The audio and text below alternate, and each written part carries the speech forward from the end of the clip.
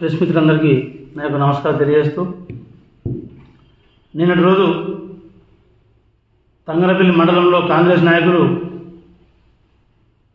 అహంకారంతో మా నాయకుడు కేటీఆర్ గారిని, అదేవిధంగా బీఆర్ఎస్ పార్టీ పైన పచ్చి అబద్ధాలతోటి ఒక ప్రెస్ మీట్ నిర్వహించి తప్పుడు ఆరోపణ చేయడం జరిగింది. మొన్నటి రోజు సిరిసిల్ల పట్టణంలో మా బీఆర్ఎస్ నాయకులందరం కలిసి సిరిసిల్లలో కటకం మృత్యుంజయ మాజీ ఎమ్మెల్యే గారు డబ్బులు తీసుకొని ప్రమోషన్లు ఇప్పిస్తా, జాబులు ఇప్పిస్తా అని బడుగు బలహీన వర్గాలకు చెందిన మహిళలను ఇష్టమైన రీతిలో పదజాలంతో చిట్టంగా దూషించడం జరిగింది. దానికి సంబంధించిన రికార్డులు సోషల్ మీడియాలో కూడా రావడం జరిగింది. స్వయంగా బాధితులే అంబేద్కర్ దగ్గరకు వచ్చి నిరసన కార్యక్రమం చేపట్టిండ్రు, మీరు అందరూ చూసిండ్రు. దీనిపై దానిలో భాగంగానే మృత్యుంజయ గారు కలెక్టర్ గారిని ఇష్టమైన రీతిలో వాడు వీడని సంబోధించడం జరిగింది.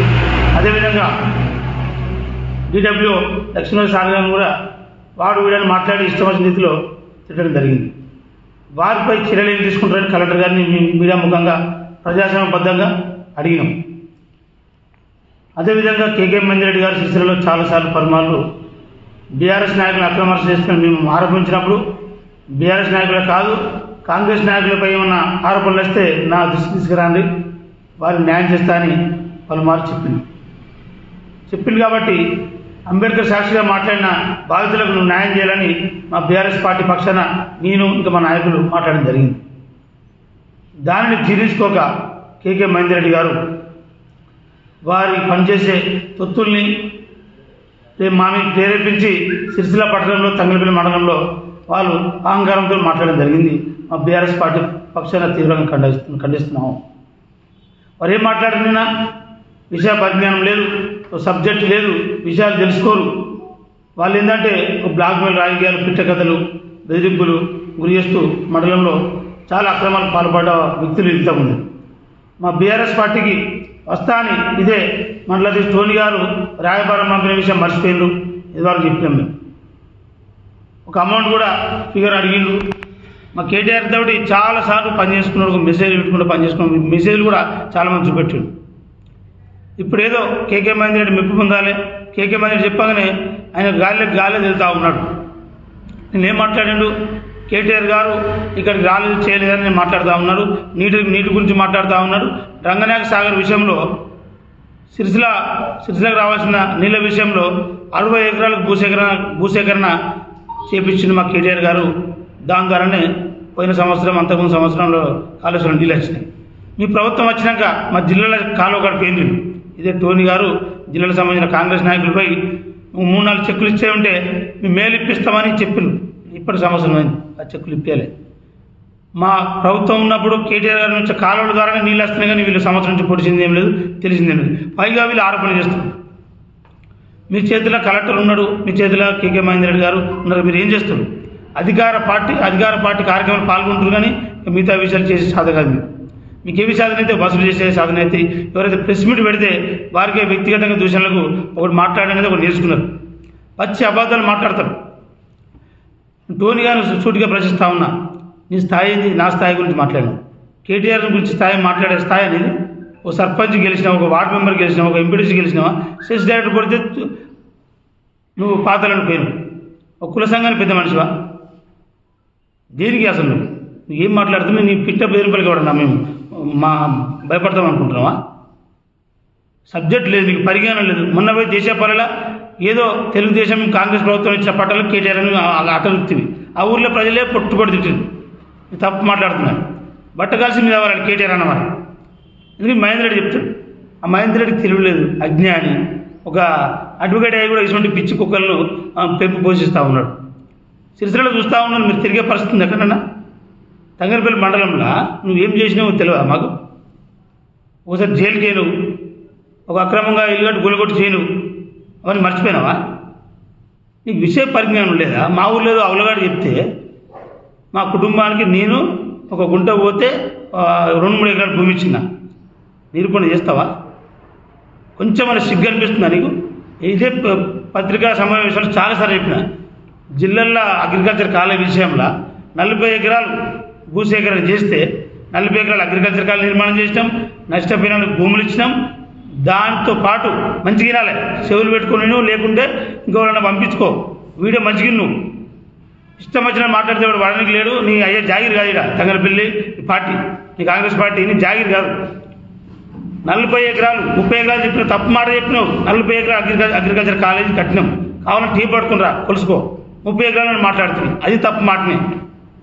40 ఎకరాల నష్టపోయిన వాళ్ళకి ఇచ్చినాం. సరౌండింగ్లో బీసీలు ఉన్నారు, ఎస్సీలు ఉన్నారు, ఓసీలు ఉన్నారు, అందరికి పట్టుదల ఇచ్చినాం. అలా మీ కాంగ్రెస్ నాయకులు కూడా ఉన్నారు, చెప్తున్నాను.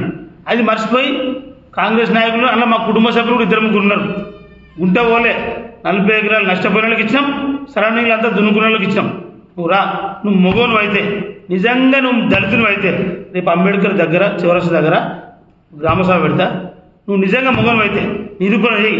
నేను మా కుటుంబ సభ్యులకు ఇట్లా నీ భూమి ఇచ్చినట్టయితే చెప్పులు మెడలేసుకొని పోతా. నువ్వేం చేస్తావు? గాజు వేసుకొని పోతావా? నిరూపణ చేయకుంటే నువ్వు మొగోను అయితే రావాలి. ఈ మళ్ళీ ప్రెస్ మీట్లు కాదు, నువ్వు మొగోను అయితే నీకు చెప్పిన అవలగాన్ని పట్టుకొని రావాలి. మరొకసారి నా మీద నువ్వు 10 ఏళ్ళు ఏం చేసినా, 10 ఏళ్ళు నేను ఏం చేసినా నాకు గ్రామ ప్రజలు చెప్తాను. గ్రామ ప్రజలు చెప్తే ఎన్నిసార్లు చెప్పాలా నీకు? అసలు నువ్వు మధ్య భ్రమించిందా? అధికార అహంకారంతో నువ్వు అసలు మైండ్ ఖరాబ్ అయింది నీకు. నీ తలకాయ పని చేయకుండా ఎర్రగడ్డ హాస్పిటల్కి పో. ఎవడు పడితే వాడు చెప్తే చూతేకాలం మాట్లాడి నువ్వు నవ్వుల పాసు కాకు, అబ్బాసు పాలు కాకు. నువ్వు మాట్లాడితే భయపడుతున్నాడు. ఇంకోటి మీ పార్టీలో భయపడతారు కావచ్చు. మీ నాయకులు, మీ మంత్రులు తిట్టినా నీకు ఇంకా.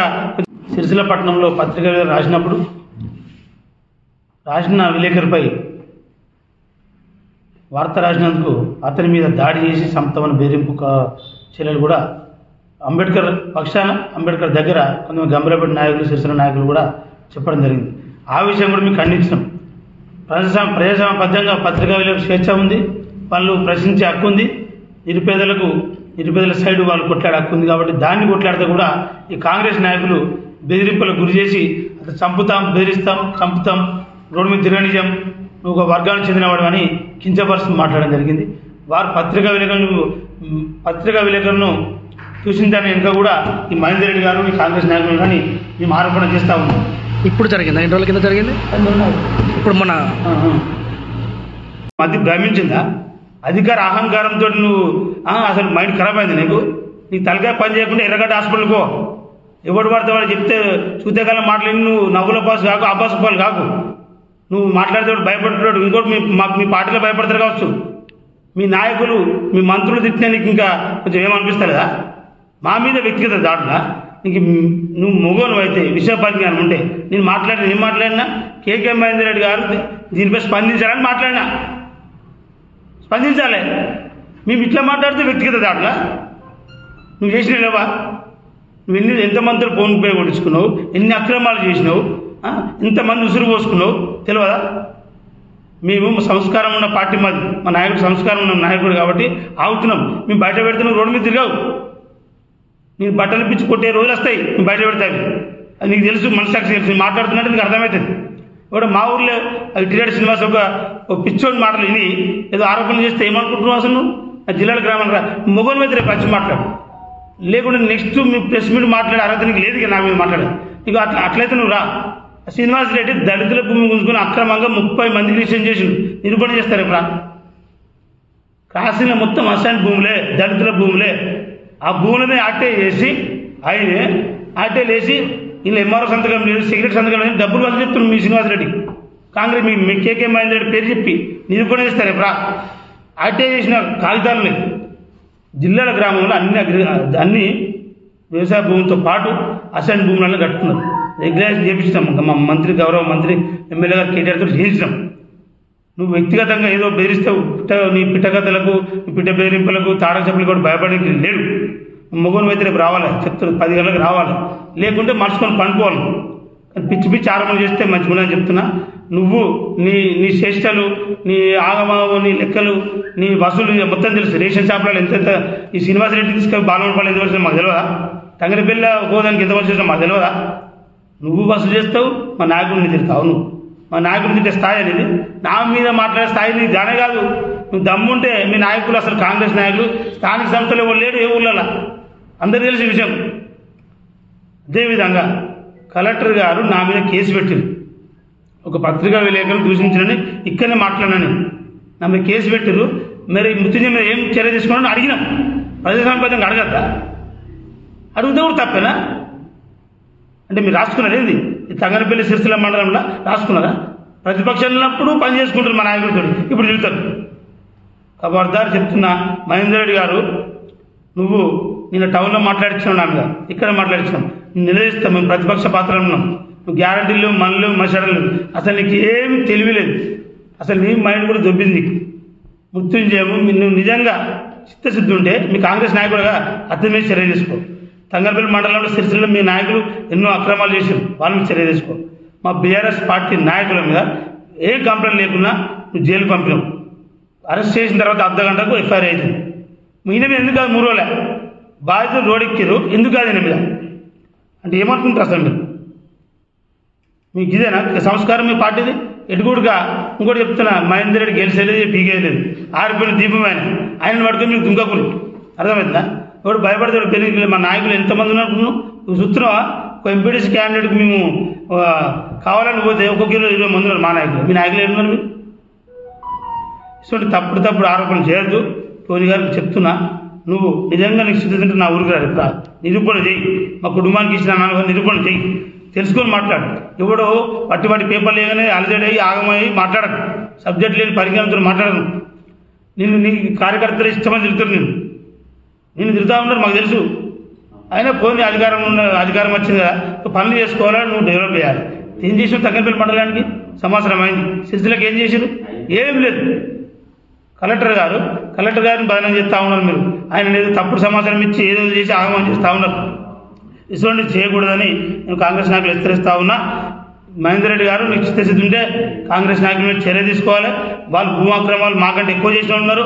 నేను తంగనపల్లి సిరిసిల్ల పట్టణంలో కూడా మా మీద మాట్లాడిన మా దళిత నాయకులు కూడా ఉన్నాయి. వాళ్ళవి కూడా మేము కూడా ఆరోపణలు చేయొచ్చు. ఏదో పిట్ట కథలకు మేము పిట్ట బెదిరింపులకు మేము భయపడడానికి లేము. మహేందర్ రెడ్డి గారికి హెచ్చరిస్తూ ఉన్నాం. నీ స్థాయి ఎప్పటి కాదు, మా కేటీఆర్ స్థాయికి నీకు ఎప్పుడు కాదు. 20-30 ఏళ్ళు కేటీఆర్ గారు ఎప్పుడు ఇక్కడనే ఉంటారు. ఆయన ఎమ్మెల్యే అవుతారు. మీకు వచ్చిన మెజార్టీ కూడా ఎప్పుడు నీకు రాదు. ఖబర్దార్ అని చెప్తా ఉన్నా కాంగ్రెస్ నాయకులకు. అదేవిధంగా కలెక్టర్ గారు, మీరు నాపై చర్య తీసుకున్నట్టు ఈ మృత్యుంజయపై గాను, అదేవిధంగా ఇక్కడ సిరిసిల్లలోని సిరిసిల్ల పట్టణంలో కాంగ్రెస్ నాయకులు, అదేవిధంగా తంగనపల్లి మండలంలోని కాంగ్రెస్ నాయకులపై చర్య తీసుకోవాలని మా బీఆర్ఎస్ పార్టీ పక్షాన హెచ్చరిస్తాను. మీరు పనికి మాటిన మాటలు మా జిల్లా అధ్యక్షుని కానీ మా నాయకులుగా మాట్లాడేటప్పుడు నోరు అదుపులో పెట్టుకోవాలి, లేకుండా మీ బట్టలు ఇడిపించి కొడతామని మీడియా ముఖంగా హెచ్చరిస్తా ఉన్నాం. సిరిసిల్ల అంబేద్కర్ చౌరస్తా వద్ద ఒక దళిత మహిళ మరియు పలువురు బీసీలు, ఈ ప్రాంతానికి సంబంధించినటువంటి మాజీ ఎమ్మెల్యే మరి వాళ్ళకి మహిళకు ప్రమోషన్ ఇస్తా అని చెప్పి 1,50,000, వివిధ వ్యక్తుల దగ్గర మీకు కొన్ని పనులు చేస్తా అని చెప్పి అమౌంట్ మాట్లాడుకొని తీసుకొని ఆ బాధితులకు మరి నరకయాతన చూపెడుతూ చెక్కులు ఇచ్చినా అని చెప్పి అమౌంట్ అడిగితే మీకు పాత చెక్కులు ఇచ్చినా అని చెప్పి ఇలా అటువంటి సంభాషణాన్ని వాళ్ళు మీడియా ముఖంగా చెప్పారు. సోషల్ మీడియాలో కూడా అవన్నీ వైరల్ అయినాయి. మరి బీఆర్ఎస్ నాయకులు ఎవరు ఫిర్యాదు చేయకున్నా వాళ్ళ ఫిర్యాదులను స్వీకరించి ఏది మాట్లాడిన ఏది చేసినా సరే వాళ్ళ కేసులు పెట్టుకుంటూ చిన్న వాట్సాప్ పోస్ట్ షేర్ చేసినా సరే వాళ్ళకి నోటీసులు ఇస్తూ ఉన్నారు. మధు జిల్లాల సర్పంచ్ మాటల మధు పైన కూడా, మాజీ సర్పంచ్ మాటల మధు పైన కూడా ఒక ఘటన పైన కలెక్టర్ గారు విషయంలో ఏదో మాట్లాడినని చెప్పి తన పైన కూడా ఒక కేసు పెట్టడం జరిగింది. మరి బహిరంగంగా ఇలా బాధితులు వచ్చి ఆరోపణ చేస్తూ ఉన్నారు, ఎవిడెన్స్లు చూపెడతా ఉన్నారు, ప్రెస్ క్లబ్లో ప్రెస్ మీట్ పెట్టారు, పోలీస్ స్టేషన్ కంప్లైంట్ చేస్తారు. అయినా కానీ అతని మీద చర్యలు ఎందుకు తీసుకుంటలేరు అని చెప్పి ఆ బాధితుల పక్షాన ఇలా మాట్లాడమనే వ్యక్తి మాట్లాడడం జరిగింది. అంటే అన్యాయం జరిగితే ఆ అన్యాయాన్ని ప్రశ్నించొద్దా, మాట్లాడద్దా? అది మాట్లాడితే ఈ నియోజకవర్గానికి నేనే పెద్ద దిక్కని, ఏది జరిగినా నేనున్నాను, ఏ పదవి లేకున్నా కొబ్బరికాయలు కొడుతున్నటువంటి నాయకులు మరి దీనిపైన ఎందుకు స్పందించడం లేదు అని చెప్పి మధు సూటిగా ప్రశ్నించిండు. అలా మీకు ఏమన్నా ఒప్పందాలు ఉన్నాయా? మరి మండలానికి వాళ్ళు వంచుకొని శరీరాన్ని వంచుకుంటారా, 1,50,000 చెరో 75,000 తీసుకుంటారా అని చెప్పి ప్రజలకు అనుమానాలు అనేటివి వస్తాయి. అది నివృత్తి చేయాల్సిన అవసరం ఉంటుంది. ఇలా అటువంటి విషయాలు మాట్లాడుతూ ఉంటే వ్యక్తిగతంగా విమర్శలు చేయడం సరైన పద్ధతి కాదు. రాజకీయాన్ని రాజకీయంగా చేయండి. పొద్దున్న లేస్తే మళ్ళీ ముఖాలు చూసుకునేటోళ్ళమే, ఆడీడ కలిస్తే ముఖాలు చూసుకునే వ్యక్తులు కాబట్టి వ్యక్తిగత దూషణలు అనేటి రాజకీయ ఈ పందాలో సరైన పద్ధతి కాదని చెప్పి వారికి సూచిస్తూ ఉన్నాం. ఇక నిన్నటి రోజు ప్రదేశ్ కాంగ్రెస్ నాయకులు మాట్లాడుతూ కేటీఆర్ గారు రాజీనామా చేయాలని చెప్పి మాట్లాడుతూ ఉన్నారు. నేను వాళ్ళని సూటిగా అడుగుతా ఉన్నా, ఎందుకు రాజీనామా చేయాలన్నా? మీరు ఇస్తా అన్న మహిళలకు 1,00,000 రూపాయలతో పాటు తులా బంగారం ఇచ్చినందుక? మీరు మహిళలకు ఏదైతే గృహిణులు ఉన్నారో వారికి 2,500 ఇస్తా అని చెప్పి ఇచ్చినందుకు రాజీనామా చేయాలన్నా? నిరుద్యోగులకు సంవత్సరానికి 50,000 ఉద్యోగాలు ఇస్తా అని చెప్పి ఇచ్చినందుకు రాజీనామా చేయాలన్నా? మీరు ఇచ్చిరని చెప్పి నిరుద్యోగ భృతి ఇచ్చిరని చెప్పి రాజీనామా చేయాలన్నా? ఎందుకు చేయాలి? ఇచ్చిన 6 గ్యారెంటీలే సక్కలేవు. అవి పూర్తిగా ఏ ఒక్క గ్రామంలోనైనా మీరు ఇచ్చిన 6 గ్యారెంటీలు ఏ ఒక్క గ్రామంలోనైనా మీరే ఎంచుకోరు. ఏ గ్రామమైనా మేము పూర్తిగా ఇచ్చినామంటే చెప్పండి, మేము రేపటి నుంచి ప్రెస్ మీట్లు బంద్ చేస్తాం. మేము ప్రశ్నించడం కూడా బంద్ చేస్తాం. నిరూపించే దమ్ముందా అని చెప్పి నిన్నటి రోజు మాట్లాడినటువంటి నాయకులు మేము అడుగుతా ఉన్నాం. కేటీఆర్ గారి పైన అవాకులు చవాకులు పేలుతూ ఉన్నారు.